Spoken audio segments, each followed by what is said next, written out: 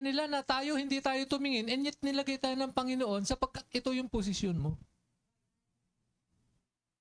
Di ba mga kapatid? Now, sabi niya, while ye have light, believe in the light. Binalikan ko pala.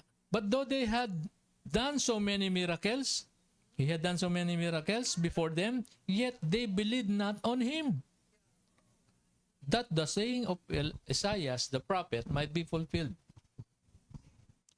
which he spake, Lord, who hath believed our report? Yun yung sinabi ni Isaiah. Yung pinapasaya na, sino naniwala sa amin? And to whom hath the arm of the Lord be revealed? Kanino ito marirebuild? Diba? Kanino ito? Sinong maniniwala? Nandoon sila sa kulungan eh. Look, kapag ka ikaw ay seed, tutubo ka talaga. Yung seed, mga kapatid, noon pa yun eh. Hindi kagaya nung hindi pa daw siya seed. Diba? Tutubo talaga yun at there is a way somewhere. There is a way somewhere na makikita mo at lalaya ka. Papunta rito sa truth na ito. Di ba?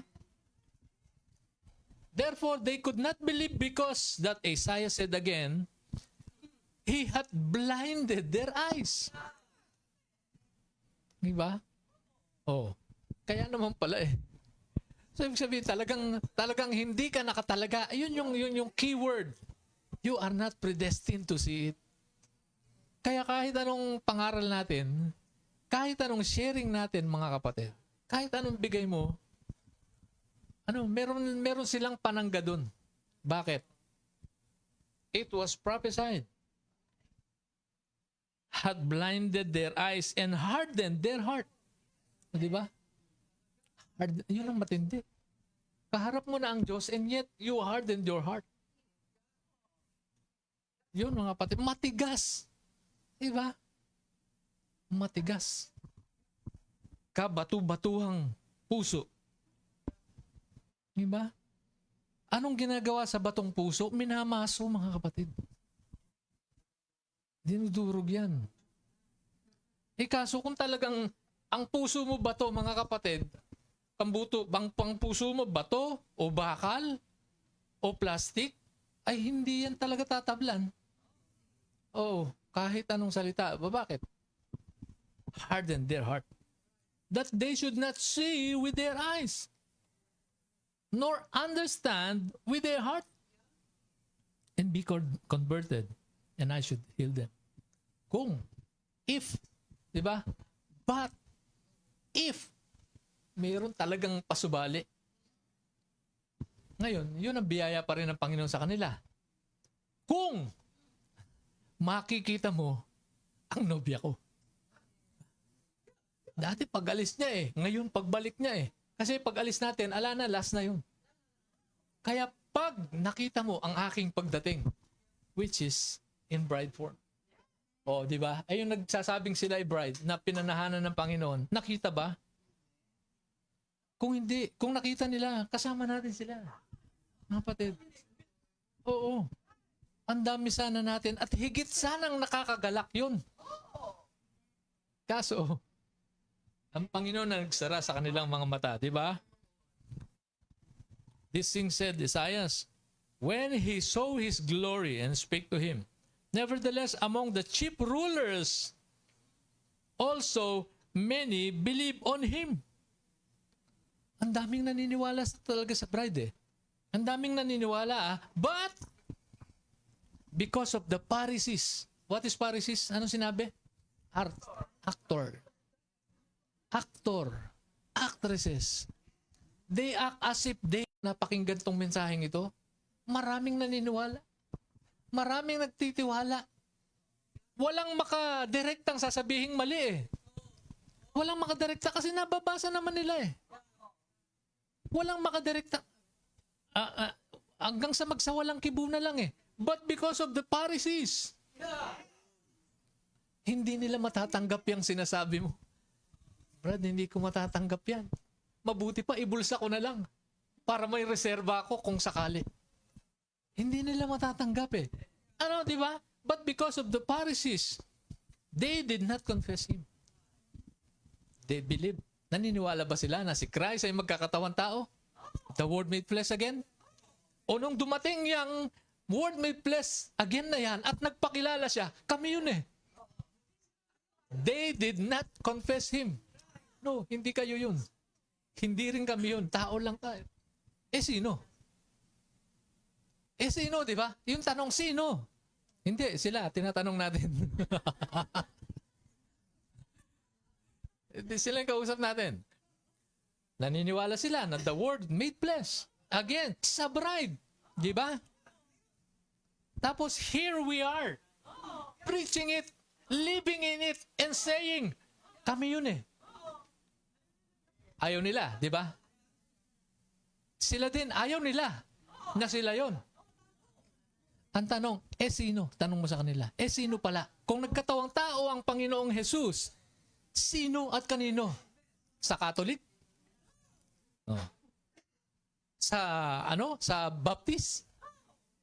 Sa Methodist? Di ba? Sasabihin nila no. Pero alam nilang sa bride. And here comes the true bride with understanding saying, kami yun eh. Ang sagot nila, no pa rin. Diba? See, hindi nila nakita. They did not confess Him. Lest, ano sabi? They should be put out of the synagogue. Itatakwil sila ng grupo. Pagsasalitaan sila ng kung ano-ano kagaya ng pinagsasalita nila kay pastor. Diba? Itatakwil sila, sisirain yung influence nila kung ano-ano. Diba? Ayaw nilang masabihan ng Beelzebub. Samantalang sinabi na sa Bible yun Sinabi ng Panginoon, kung ako nga na inyong master, tinawag na Beelzebub, di tatawagin din silang Beelzebub Junior. Ayaw nila. Kaya doon sila sa synagogue. Doon na lang sila. Hindi nila maiwan ang grupo.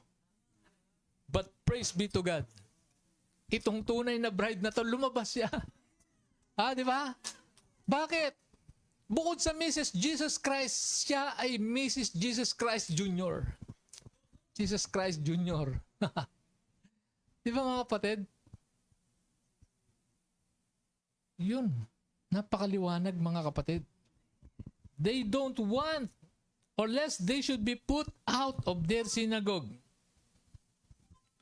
For they love the praise of men.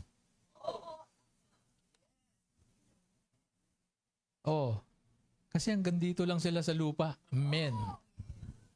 They love the praise of men more than the praise of God. Hindi bali nang hindi ako mahalin ng tao. Hindi bali nang yung tao ang tingin sa akin ay masama. Hindi bali na yung tingin sa akin ng tao ay mababa o kung ano pa man. Basta't inibig ako ng Panginoon. Diba? Look how gracious our God is. Diba? But they love the praise of men more than the praise of God. Salamat sa Panginoon. And when you come to know your identity, tumatakbo yung fear. Wala yung takot na wawala. Alam mo na kasi kung sino ka eh. Oo, kahit si Satanas ang kaharap mo mga kapatid, sasabihin mo talaga kung sino ka eh. Oo, ang Panginoon, sabi niya dati, ikaw ang nagsabi niya, ikaw ba ang anak ng tao? Ikaw ba ang Diyos ng Israel? Ikaw nagsabi niyan. Dito yung bride dahil kilala niya na ang sarili niya at hindi siya mapakali sa kung sino siya talaga. Siya na mismo yung nagsasabi. We are the Word made flesh again. Yeah? Talaga kayo ba? Hindi mo nasasabihin ngayon na ikaw nagsabi niya, hindi. You got the clear understanding and saying, yes, I am. Yes, we are. Pag hindi mo kaya sabihin yan, something in you, mga kapatid, may sakit. Oo. Kulang-kulang. Kulang-kulang yung nasa iyo pag hindi mo kaya sabihin yan. Because when you come to know who you are, pinosisyon ka ng Panginoon eh. Nilagay ka ng Panginoon doon sa kanyang kanan, luklukan. And yet, aalis ka. Tatayuan mo yung fear mo kaysa doon sa kung ano ka at anong nilagay ng Diyos sa'yo. Diba? Salamat sa Panginoon, mga kapatid. The bride of Christ has been restored. The bride tree, nandito. Diba? And she will go one of these days. Lahat ng prophecy naganap na. Lahat, mga kapatid. At patuloy na nagaganap. Kaya nasabi ng prophet, I see one thing left. That's the going away. And we also see one thing left. Our going home. Diba? Let the things of the world continually happen. Aalis tayo. And that is, a final. Aalis tayo, mga kapatid. Iiwanan natin yung mga makamundong mga kaisipan, makamundong bagay, makamundong lahat, mga kapatid, na nagpapaseparate sa'yo sa Diyos. Iiwanan natin lahat yan. Di ba? Lahat ng kaplastikan, lahat ng kabakalan, lahat ng kabatuhan, iiwanan natin lahat yan. Now, a prisoner, sabi niya, now in the days of the Lord Jesus, when we think of this unpopular person,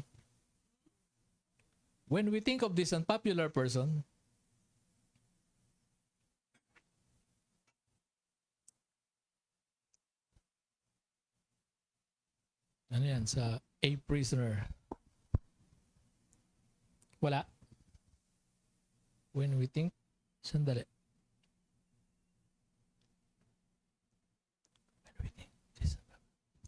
Uneducated by the world, no schools they could ever find.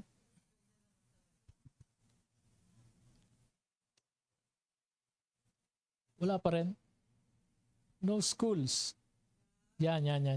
Now in the days of the Lord Jesus, when we, wala yung would to. Hindi ko kasi nasabi yung nasabi ko lang kabatuhan, kabakalan, no? Yung kakahuyan, hindi ko nasabi wood. Kasi walang wood. Ibang spelling na. Ibang spelling naman pala yun. Nagpalusot na naman si Baldo. Hindi ko nasabi yung kakahuyan. Now, in the days of the Lord Jesus, when we think of this unpopular person, uneducated by the world, no schools they could ever find that he went to, and no seminary experience, and then raised up with the name of illegitimate birth, and then come out preaching a gospel that was contrary to anything that they'd been taught.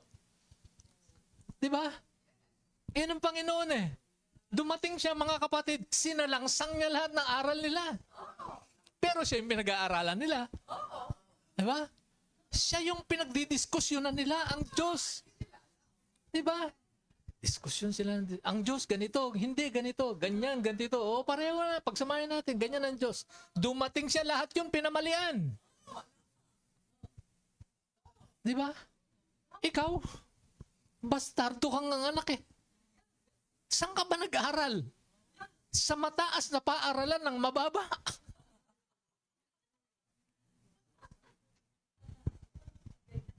Diba?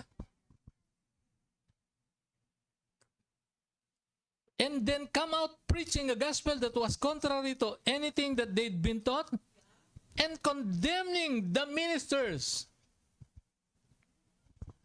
We are not directly condemning them, the others, but the word is what? Condemning their teachings, their fruit. It's against, mga kapatid. Tignan mo, pareho kayo ng binabasa. Pero yung understanding, nakita mo yung pagdating. Di ba? Pareho naman yung word yung binabasa, pareho yung message na daladala nyo, parehong talata. Di ba, mga kapatid? And condemning the ministers and their organization and so forth, and the organizations had made a statement, if anybody ever went to hear this so-called prophet, would be put out of the synagogue. Yan ang panakot, mga kapatid. Yung mga kaawa-awang kongregasyon na nagmamahal sa Panginoon. Muli, sinasabi natin, this is a last call. Marami ng beses itong dumaan sa kanila. But because of the love of God, nandito pa rin sinasabi, mga kapatid, ibig niyang palayain yung mga nasa kakulungan, mga nasa synagogue. Anong panakot? Di ba? Kung kayo'y sasapi sa kanila, wala na. Parang tinuldukan nyo ng buhay nyo. Di ba, mga kapatid? It's the same thing na naganap noon, na patuloy na nagaganap ngayon. Walang kalayaan ang mga mananampalataya na ma-i-express yung pag-ibig nila sa Panginoon, na makapaghayag ang Panginoon sa kanila. Bakit? Nandoon sa kulungan. Ano ba, naalala nyo ba si Herodes? Yung 3 Magi, nakita nila ang star eh. Somewhere along this part of the world, may ipinanganak, merong star, merong prophet, merong Diyos. Sinundan nila yun, mga kapatid. Sa beginning, sa umpisa ng mensahe dito sa Pilipinas, mga kapatid, ang dami nakakita ng star eh. Star is a messenger. Ang daming sumunod dun eh. Di ba? Ang daming sumunod sa mensahe ng propeta. And yet yung tatlong mago na to, pumasok dun sa kaharian ni Herodes. In other words, nakulong sila. Napunta sila dun sa kulungan at hindi na nila makita yung star. Di ba?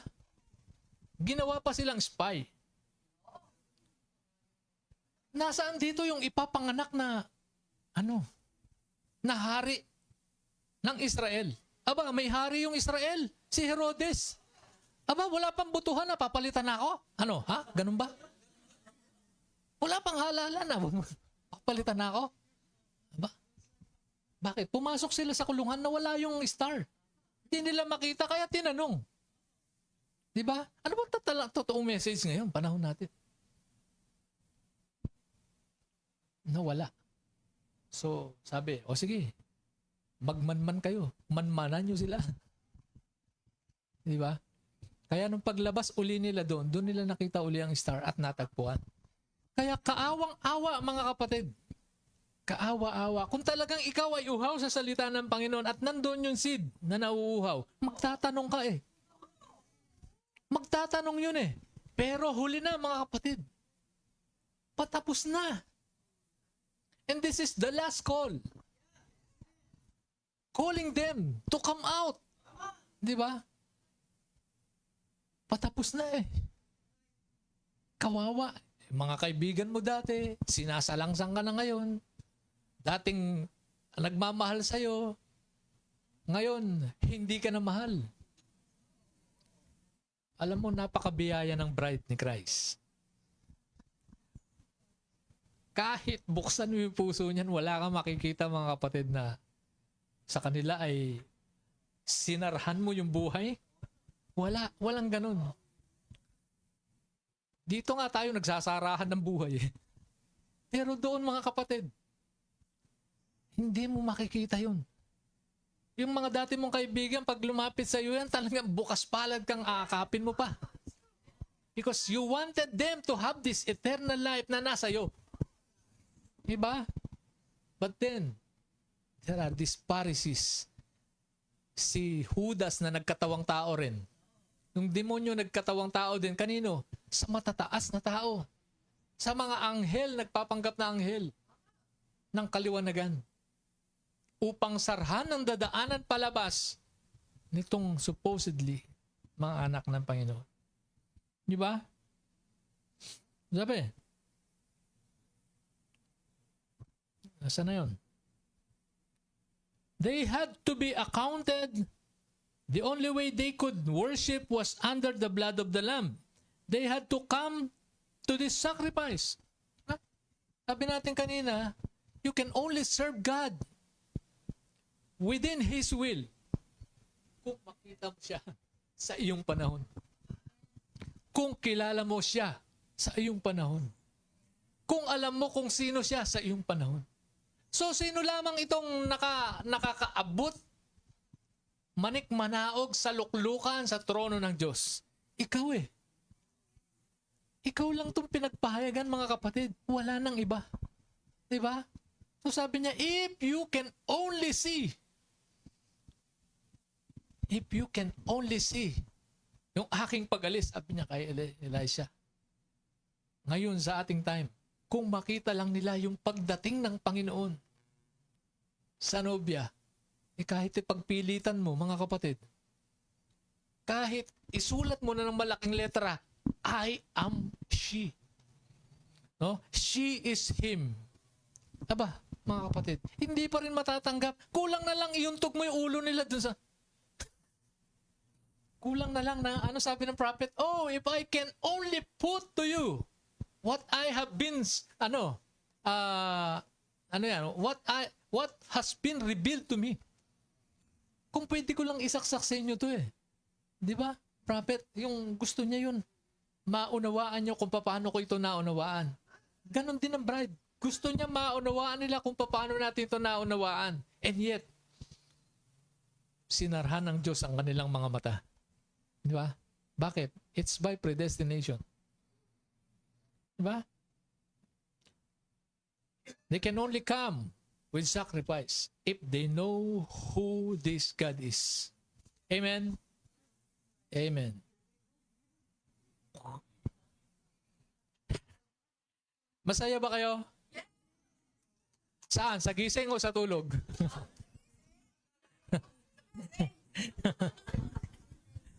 Wala tayong magagawa. Madaming gusto pa rin manatili sa kulungan. They were preserving yung friendship. The organization. Di ba? Kalimutan na natin sinabi ng message. Basta tayo sama-sama. Di ba? Hindi ganun ang Diyos. Wrong is wrong.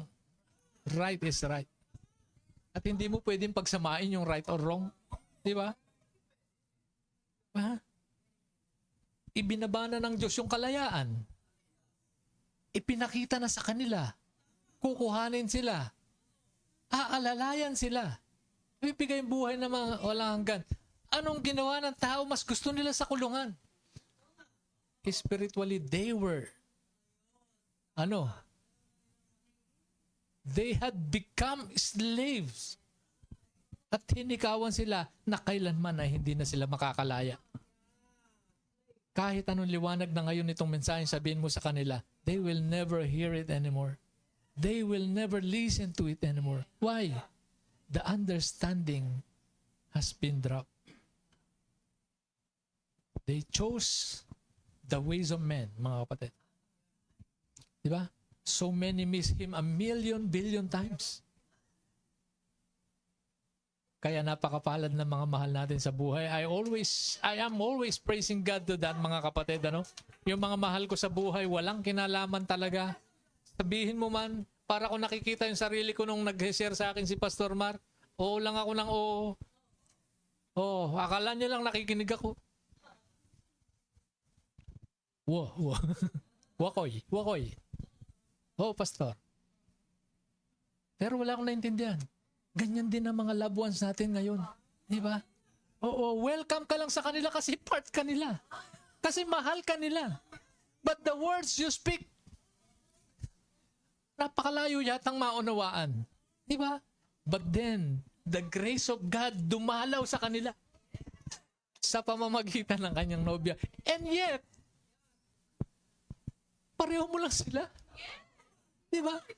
Pareho mo lang silang bride. Kaya purihin ang Panginoon sa grabing biyaya niya, mga kapatid. Di ba? Now, because they did not recognize the awakening of the bride. They did not see and they do not understand who this bride is. Aasa nilang sila sa rapture. Pagdating doon, ito ba yung rapture? Hindi ko naramdaman. Talagang di ba, mga kapatid? Kaya't purihin ng Panginoon, mga kapatid. Kung merong pinakamasaya, kung merong nakakagalak, nagagalak na nabubuhay dito sa lupa ngayon, tayo yun eh. Supposed to be tayo yun eh. Supposed to be, wala na nakakapasok na mga ways ni Satanas eh. Di ba? Kaya purihin ng Panginoon, in His own way, tatanggalin niya lahat ng mga bagay na against sa Kanya. Shalom.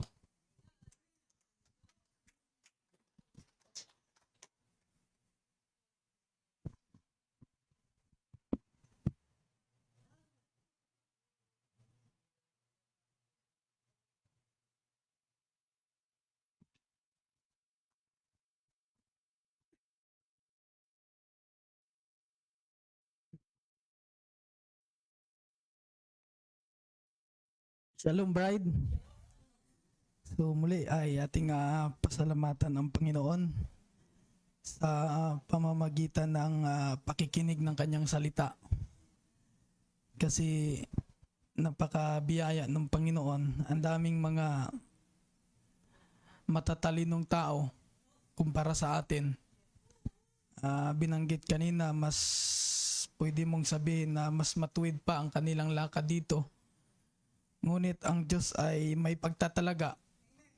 Ba mga kapatid, ito ay kanyang idinisinyo na ang kanyang sarili ay itago doon maging sa pinakamatalinong tao. Matalino dito sa scripture o sa ang tinatawag na spoken word na binabanggit ni Brother Branham na binabasa din nila. Kaya nga napakasarap maunawaan na ganon. Diba mga kapatid? Kasi alam nyo ang pag ikaw ay sa buhay ay napakaganda ng kung nandoon ka sa tinatawag na kapayapaan o kapanatagan sa lahat ng bagay, higit sa lahat dito sa kanyang salita. Kung meron kang ganong kapahingahan, kapanatagan, yun yung nagbigay sa iyo ng totoong kagalakan eh. Kasi tiyak ka, 'di ba mga kapatid, sa salita na kanyang ipinapahayag sa iyo. Kasi tingnan mo ang Panginoon kung ating titingnan. Alam natin ang buwan, no? Ang buwan ay yung layo niya sa planeta na ating o yung planetang Earth ay nasa mga ilang milyahe yan, milyon miles yung layo, o ilang million man o billions ba yan mga kapatid. Ganon kalayo yung Earth doon sa tinatawag na buwan. 'Di ba mga kapatid? Kung pagtitingnan natin yung mga bituin, makikita mo parang pulgada lang yung pagitan nila, yung lapit. But ang realidad ay sila ay napakalayo sa isa't isa at maaari pang malayo pa sa atin kaysa kanila. So ganun idinisinyo ng Panginoon. 'Di ba? Ganun yung layo. So lahat 'yan ay kontrolado ng Panginoon eh. Yung buwan ang buwan, sabi ni Brother Branham, kahit pa ang bilis mong yung takbo o travel mo kagaya ng isang liwanag. 'Di ba? Dahil sa layo ng buwan dito sa planetang Earth, it takes million light years bago ka makarating doon. So ganun kalayo mga kapatid yung pagitan ng buwan at saka ng ating mundo Earth kung saan tayo lumalakad. And yet, sabi ni Brother Branham, ang buwan ay may kinalaman sa taas ng tubig o high tide o low tide. 'Di ba mga kapatid, kumbaga mayroong control ang buwan doon sa tinatawag na tubig o dagat ng ating Earth. Bagamat yun ay napakalayo nila mga kapatid. 'Di ba? Yung mga bituin, lahat 'yan ay hindi nagkataon na ganun yung layo. Sabi ni Brother Branham, 'di ba? At tinitingnan natin, para bang kung titingnan mo naman ang mga bituin sa gabi, akala mo talagang ganun lang kalapit. Pulgada lang o inches lang yung layo nila. Pero sabi ni Brother, ang katotohanan niya, napakalayo 'yan sa isa't isa. 'Di ba? Maging sila ay sumusunod lang doon sa kanilang creator. Di ba mga kapatid, na merong tinatawag ang lahat niyan ay ang Diyos, ang lahat niyan gumagawa, nagkokontrol niyan mga kapatid. So what I mean mga kapatid, na yung buwan na napakalayo sa mundo, may kinalaman doon sa tinatawag na pagtaas o pagbaba ng high tide o low tide. Sabi ni Brother Banham yan eh. Di ba mga kapatid, maaaring hindi natin ma-explain kung paano. Ngayon, meron namang nag-explain na kung paano nangyari mga scientists, pero that time, wala talaga, hindi nga nila pinaniniwalaan eh. Pero meron siyang gampanin. Di ba mga kapatid? So, hindi natin pinag-uusapan na yung buwan talaga, kundi mayroong Diyos. Ibig sabihin, nakadesenyo yung buwan na titingnan ang earth sa pamamagitan ng Panginoon. Kaya nga kung titingnan mo, yung layo, yung pagitan ng earth sa buwan, ilang miles, di ba mga kapatid, million miles, or ilang milyahe pa yan mga kapatid. So, kung titingnan mo, grabe ang layo mga kapatid. And yet, lahat niyan ay may gumagawa. Yung creation na kung saan nagtalaga sa lahat ng bagay na yan, mga kapatid, sa buong galaxy. Kung pag-uusapan natin mga kapatid, that creator na minsan pinaniniwalaan nila kasi hindi basta-bastang lumulutang lang dyan. Meron talaga. Di ba mga kapatid? At naunawaan natin na yung manlilikha na yon na kung saan kinontrol niya ang lahat ng bagay na lumulutang sa kalawakan mga kapatid ay nasa iyo. Di ba? I-control niya. So, yun yung isang bagay na wala sa iba. Di ba mga kapatid? Napaka yan. So, binigyan tayo ng Panginoon ng tinatawag na kapahingahan. At hindi ka naman magkaroon ng tinatawag na kapahingahan o kapayapaan mga kapatid kung hindi ipinahayag sa iyo ng Panginoon. Di ba? So, yun ang lahat mga kapatid ay bilang isang tao, finite na kalagayan. Di ba mga kapatid? Yung iba kaya pang maaari pang kaya nilang i-explain yung mga nasa palibot mo. Sa'yo, hindi mo kaya eh. Diba, maaring meron pa silang mga ideya kung paano. Pero pagdating sa tinatawag na creator, diba mga kapatid, meron kang higit na alam kasi siya ang totoong kapahingahan na nasa iyo. Diba, kahit pa sabihin mo, ito, meron akong alam sa Biblia eh. Sapat na ba yan para magkaroon ka ng tinatawag na kapayapaan, kapahingahan? Hindi pa rin. Maliban na lang yung kapahingahan na yon, manahan sa iyo. Di ba mga kapatid, maliban na lang. So, salamat sa Panginoon na kanina ay talagang hindi mo pwedeng questionin ang Panginoon. Kung sino ang kanyang pagpapahayagan eh. Kumbaga, ikaw na creation, yung tao na nilikha lang, hindi niya pwedeng manduhan yung manlilika. Sabi ni Pablo, wala bang kapangyarihan yung magpapalayok doon sa kanyang ano? So, walang taong pwedeng komisyon sa Panginoon. Kung sino ang dapat ng pagpapahayagan mga kapatid. Kasi lahat yun ay pagtatalaga ng Panginoon eh. Di ba? Pag-uusapan natin yung tinatawag na bride. Now, tingnan nyo mga kapatid, hindi ka magkaroon ng, sabi ni Apostol Paul, kailangan mong magbihis ng tinatawag na bagong pagkatao. Di ba? At yung binihis mo ng bagong pagkatao, yun ay may tinatawag na kaalaman ayon sa larawan niyaong lumikha. So hindi talaga pwede dito yung magswak yung tao doon sa nais na ibigay ng Panginoon. Kaya mga kapatid, ako'y habang nag-iisip, ang sarap pala, no? Dito bilang tao, lumalakad, nabubuhay tayo dito mga kapatid. Meron talagang tinatawag na pag-iisip sa mga bagay-bagay. Normal yan mga kapatid. 'Di ba? Iniisip mo na ganon. Pero salamat sa Panginoon, pagbalikan ko, ikiling ko ang aking isip doon sa salita ng Panginoon. Salamat at panatag na ako doon. binigyan ng kasiguraduhan maging ang iyong mahal sa buhay. Di ba mga kapatid, hindi mo man nakikita dito eh. Di ba? At hindi mo rin pwedeng kunin ang kredito dahil dahil ako kasi ligtas ako eh. Kaya yung kaligtasan ko ay siyang nagligtas doon. Hindi rin. Di ba mga kapatid, kundi binigyan ka ng Panginoon ng kapanatagan sa pamagitan ng pananampalataya, na yung pananampalataya na yon ay siyang nagbigay din ng katiyakan sa iyong mahal sa buhay. Di ba mga kapatid?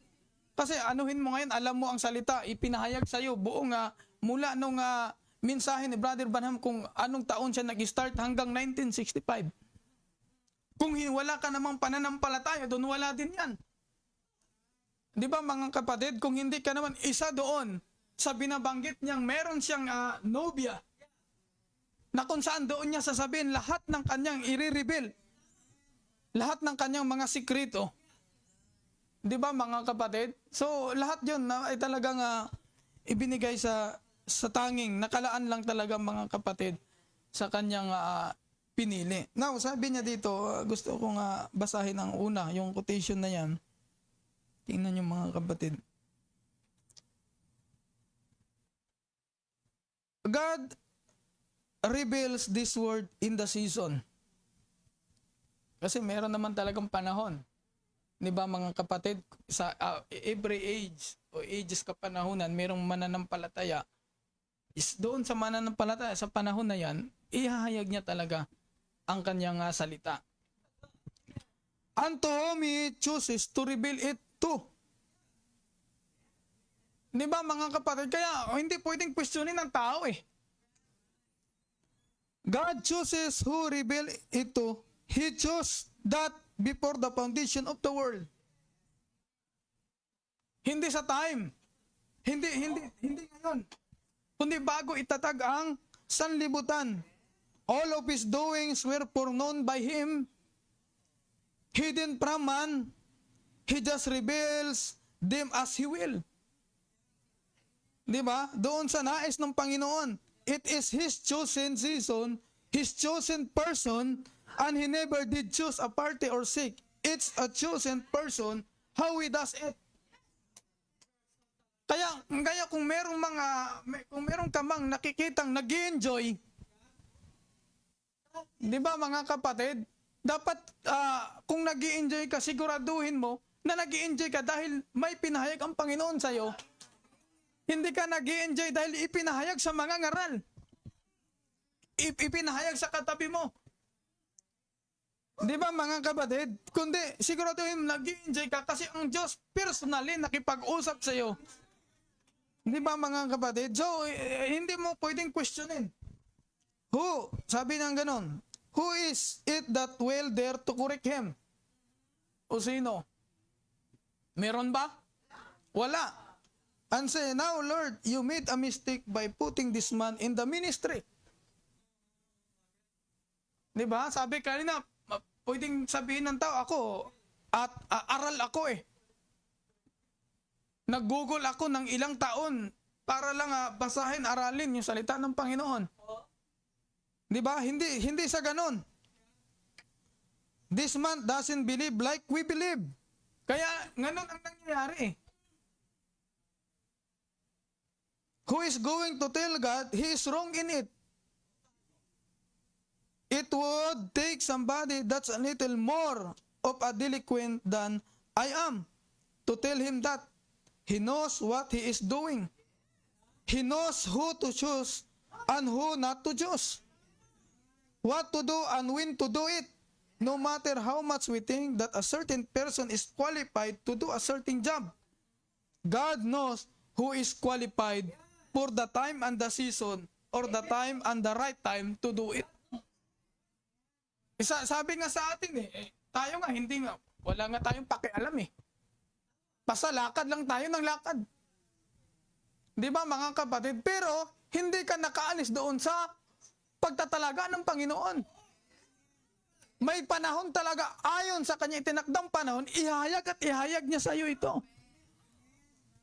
Di ba mga kapatid? Lingunin natin yung mga pinagdadaanan natin noon. Di ba? O, kanya-kanya tayo ngayong lingon. Ang sabi natin, kamot may lang. Saan man, di ba mga kapatid? Pero salamat sa Panginoon, ngayon mo naunawaan dahil ipinahayag sa iyo ng Panginoon. Di ba? Yung mga bagay na patungkol lang sa Panginoon. Di ba? So, I would like to read mga kapatid sa gusto kong basahin itong scripture sa Hebrews 4 na binabanggit ni Pablo na kapahingahan o rest. Sabi niya dito sa Hebrews 4,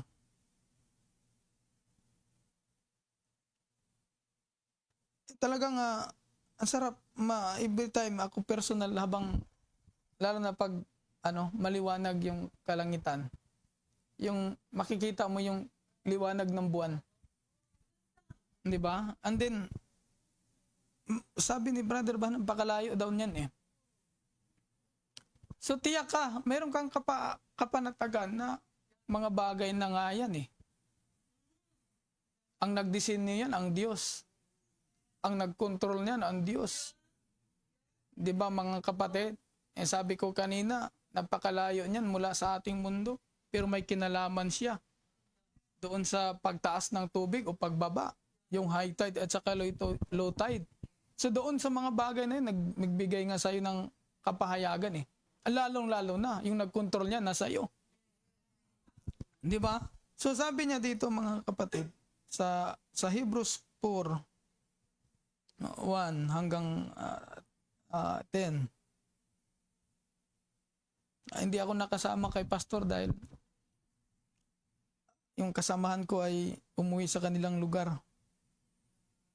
Kaya usually yung kasamahan ko na yun ay nagpapalitan kami ng schedule para makasama ako sa gawain ng Nueva Ecija. Wala.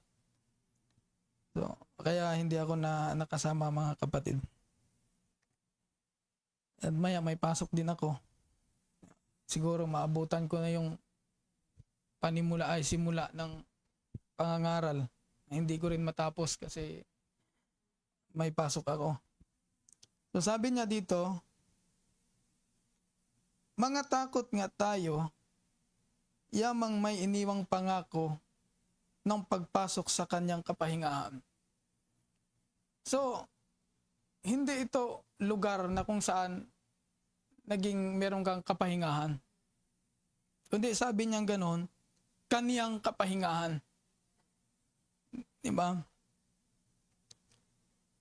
Baka sakaling sino man sa inyo ay maging tulad sa di nakaabot niyaon.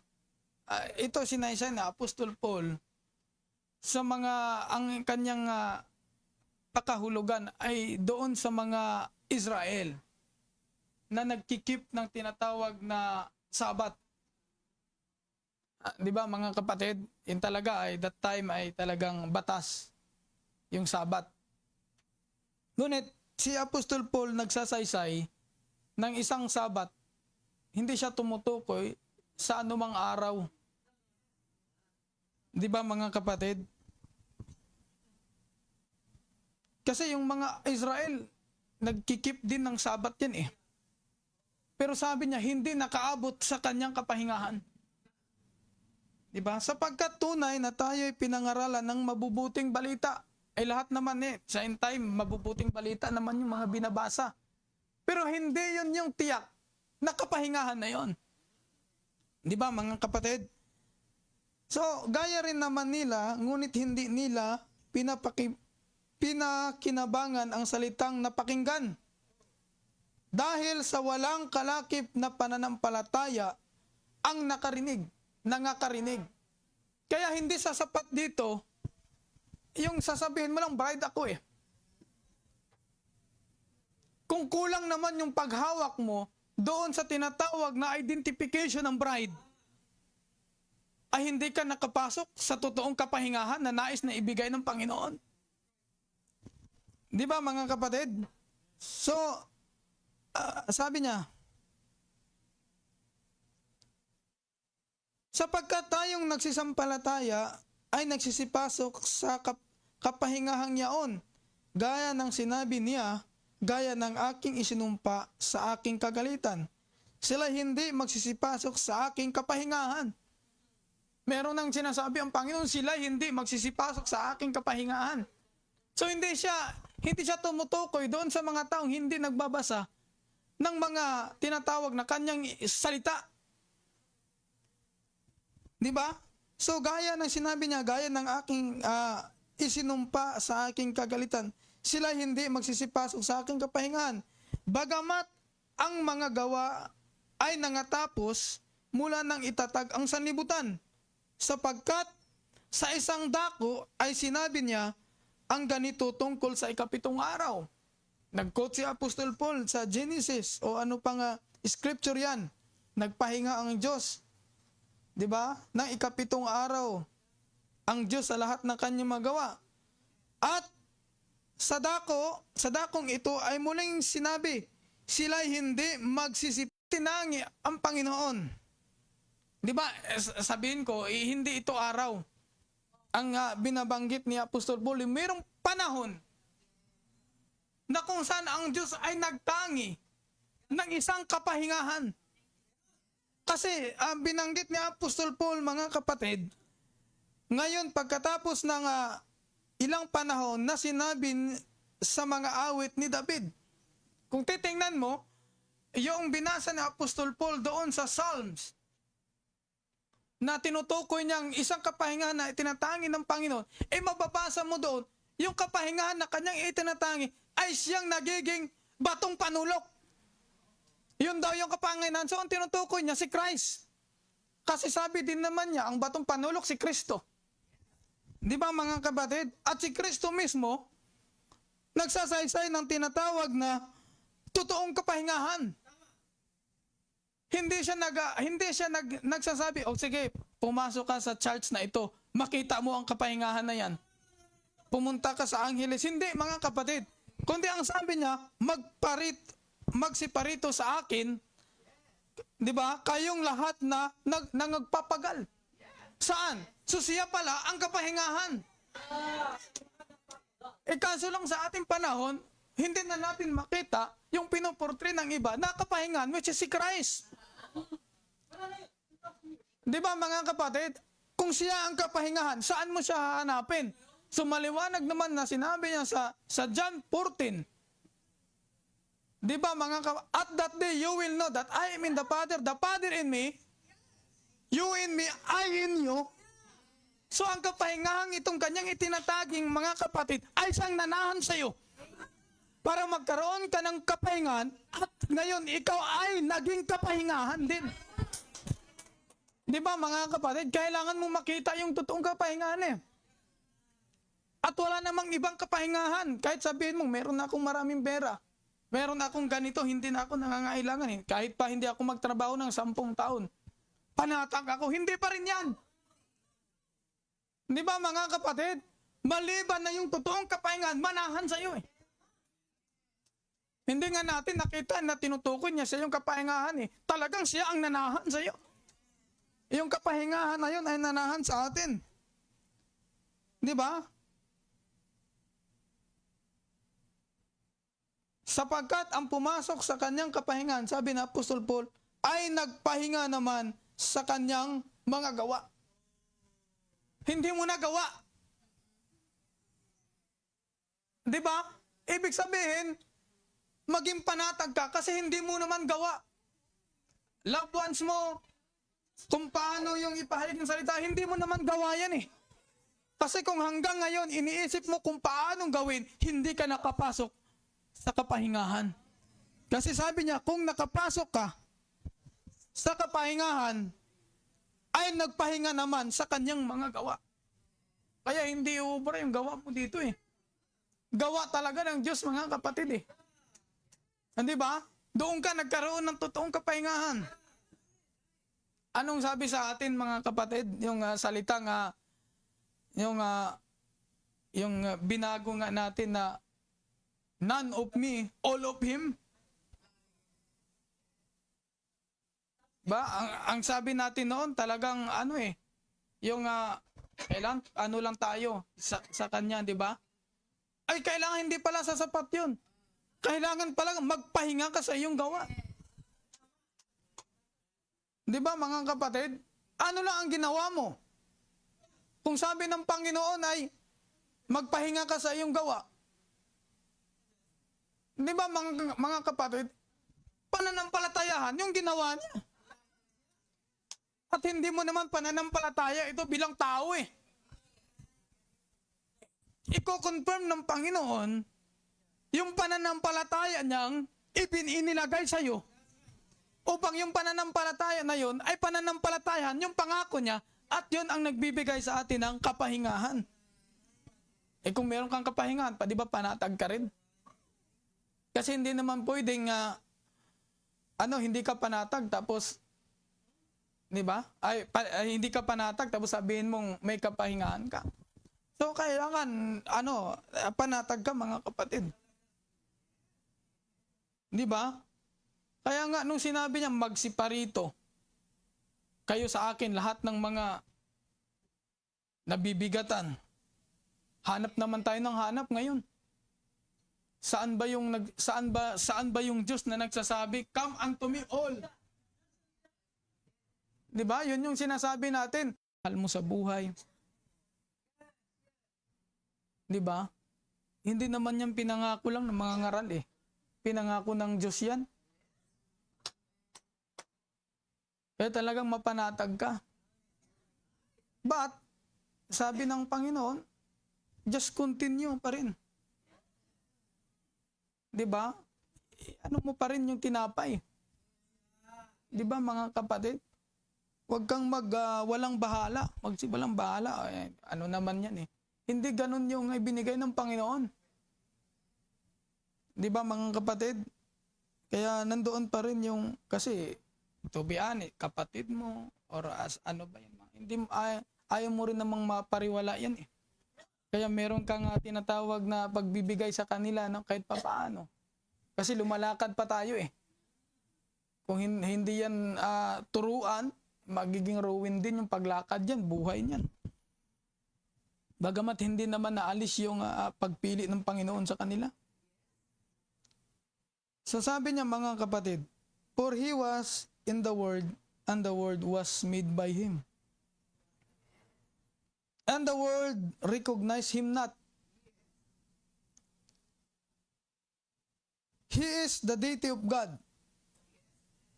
Look what He did back there. Talk about the miraculous back there. You talk about shouting. When He performed the miraculous things to make things which are now, out of things which was not, He spoke and it was so. Yun ang ginawa ng Panginoon. So yung pagka-Diyos, di ba, ng Diyos, ay nandoon sa Kanya kay Kristo. Na kung saan siya na nagsalita. Di ba mga kapatid, sa isang bagay na from out of nothing, sinalita niya. Di ba, at nagkaroon.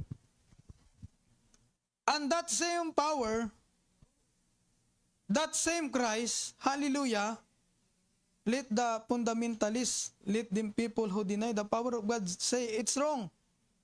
But that same power that spoke the word into existence is in those people that's got the Holy Ghost. Di ba? Kaya sabi ko, yung mundo, galaxy, kalawakan, lahat ng nagsilitawan sa kalawakan, mga kapatid, yun ay sinalita ng Diyos. Hindi nagkataon kung gaano kalayo sa atin, kung ano yan, lahat yan ay talagang na ano ng Panginoon yan. Lahat yan sa kanyang programa yan, mga kapatid. Di ba, mga kapatid? But that same God who spoke the things, mga kapatid, is in you. Kung paano niya kinontrol yung buong kalawakan na yan. Nang sabi ko kanina, yung star ay pagtitingnan mo, napakalapit-lapit, hindi nagbubunggo-bungguan. Kinontrol ng Panginoon yan. Kasi ayaw niyang masira ang kanyang programa. Di ba mga kapatid? Nasa iyo. pinag-uusapan natin, galaxy, kalawakan, na kontrol ng Panginoon. That same God is in you. At kaya din niyang kontrolin. Kaya nga may programa ang Panginoon eh. Kasi alam ng Panginoon, may nasa isip niya may manifestation tayo sa time. Pagdating sa time, hindi naman agad-agad, ganun ka na agad. Kaya may programa siya eh. From ganito, bumalik tayo doon sa tinatawag ng kanyang kaisipan kung ano talaga tayo to begin with. Para ma-appreciate din natin at maibalik din natin ang pasasalamat sa Kanya. Kasi baka hindi natin maibalik sa Kanya yung pasasalamat kung agad-agad alam na natin. Merong programa, hindi mo ito unti-unting pinahayag ng Panginoon para sa atin naman maibalik natin. Di ba mga kapatid? Maibalik natin sa Kanya. Di ba si Kristo pattern eh? Nagpasalamat din siya. Bilang Diyos na nagkatawang tao, kailangan lakarin niya. Kailangan dumaan siya sa tila ba, wala siyang alam. Dumaan siya sa bilang nagugutom. O ano pa man mga kapatid, para maibalik din niya ang pasasalamat. Di ba? Sa mga panalangin ng Panginoon. Sabi ng Panginoon, nagpapasalamat ako sa iyo, Ama, sapagkat ito ay tinago mo sa mga pantas at matatalino at ipinahayag mo ito sa mga bata. Di ba mga kapatid, yung kaalaman natin, yung kaalaman sa iba, para lang tayong bata eh. Di ba? Pero Diyos may pagtatalaga eh. Hindi mo pwedeng questionin ang Panginoon. And that same power, that same Christ, hallelujah, sabi niya, but that same power that spoke the word into existence is in those people that got the Holy Ghost. That's right, men and women. It's time that we found out who you are. Panahon na. Hindi mo raw na mamaunawaan yan kung wala ang Diyos sa iyo eh. Kung hindi pinahayag sa iyo eh. Di ba mga kapatid, anong sabi niya sa scripture na ating binanggit kanina? Doon sa programa ng ating Panginoon. Sabi niya doon mga kapatid, sa Colossians 3, and have put on the new man which is renewed in the knowledge after the image of him that created him. Doon tayo kasi hindi nga po pwede ngayon. Yung dati pa rin. Kailangan i-BS na natin. Di ba mga kapatid? It's time. Kasi kung wala pa sa'yo ito, wala kang kapahingahan talaga mga kapatid.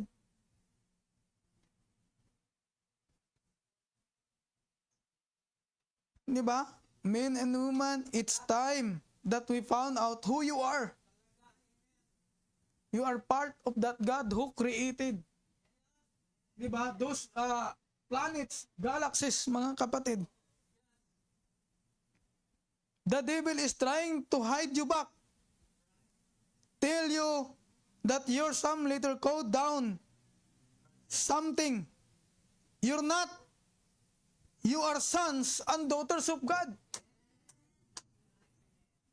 Di ba? Hindi ka ba mapanatag? The deity is not in heaven. It's in you. Di ba mga kapatid? Kaya sabi ko, wala namang nagsasabi na wala nang nag-iisip dito. Wala nang mga pinagdadaanan. Pero nais ng Panginoon na alalahanin mo ang kanyang salita eh. Wala tayong magawa. Programa ng Panginoon as long as you live in this kind of body. May pag-iisip ka talaga, may pag-aalala ka. Pero ang sabi niya mga kapatid, nasa iyo.